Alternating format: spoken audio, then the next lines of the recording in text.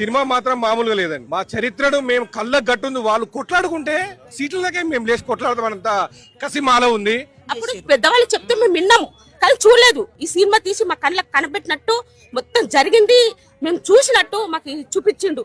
మన కొంపలార్చిన, మన స్త్రీల చరిచిన మానవాదములను, మండలాధీశులను మర్చిపోకుండా గుర్తుంచుకోవాలి.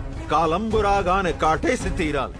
సినిమా స్టార్ట్ అయినప్పటి నుండి సినిమా అయిపోయేసరికి ఏడ్చి మా కళ్ళు ఇదైపోయినాయి.